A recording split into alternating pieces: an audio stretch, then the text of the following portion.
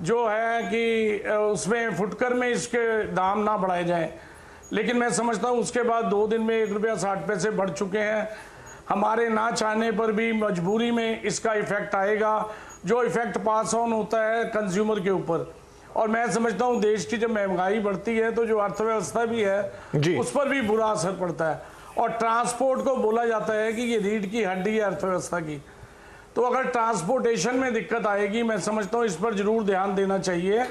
हम पहले भी रिक्वेस्ट कर सकें कि डीजल को या तो जीएसटी के दायरे में लाया जाए या इसको कम से कम 6 महीने या साल में एक दफ़ा बढ़ाया जाए, ताकि हम लोग भी अपने व्यापार को मैनेज कर सकें।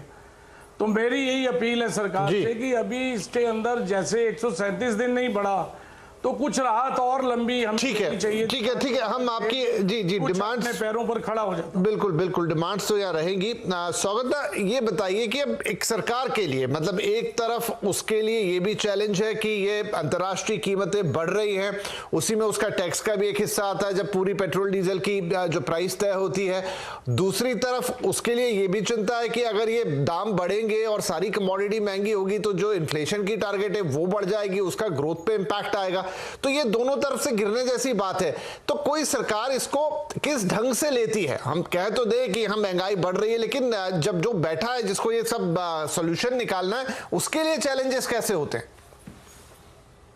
नहीं, आपने तो बिल्कुल सही कहा, बहुत बड़ा चैलेंज है, क्योंकि जो स्टैगफ्लेशन टाइप जो सिचुएशन जो बोलते हैं कि इन्फ्लेशन के दरें ऊपर जा रही हैं और ये आपने जो सुना कि ग्रोथ पे, महंगाई पे इफेक्ट पड़ेगा। तो एक तो चीज है कि मैं बिल्कुल सहमत हूँ कि बहुत मैंने ट्रांसपोर्टर्स के लिए, कंज्यूमर्स के लिए बहुत भारी इस पे बढ़त पड़ेगी। लेकिन 2 चीज है, एक है जो कि बिना दाम बढ़ाए पेट्रोल और डीजल के जो जितना हमारी जो कंजम्पशन होती है, पर्टिकुलरली जो गाड़ी चलती है, पेट्रोल का खर्चा होता है, बहुत सारे डीजल की गाड़ी भी चल रही हैं आजकल, तो हमारे इसमें हमारे वो जो इंपोर्ट हम करते हैं वो कमेगी नहीं। वो मैंने हमारे ट्रांसपोर्टेशन वैसे ही चलते रहेगी जिस तरीके से हमको इंपोर्ट भी, क्योंकि बाकी तरफ ये भी सोचिए कि हम लोग यदि इंपोर्ट करते रहे $120 पर बैरल पे कच्ची तेल, तो हमारे ये करंट अकाउंट डेफिसिट पे बहुत बड़ा असर पड़ेगा। और हमारी रुपी फिर उसके बाद जो हमारी रुपी की जो एक्सचेंज रेट है वो और डिप्रिशिएट करता जाएगा। तो वो यदि हो तो बाहर से जितनी हम लोग कमोडिटी इंपोर्ट कर रहे हैं, ऐसी दाम बढ़ी हुई है, उसका जो ट्रांसमिशन इंडियन दामों पे, दरों पे पड़ेगी, वो और बढ़ता जाएगा।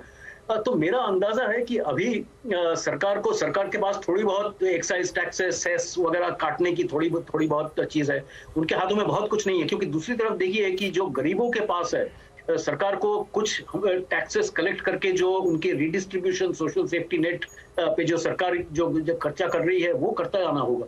तो मेरा अंदाजा है कि बैठ के बहुत केयरफुली डेटा देख के ये जितने जो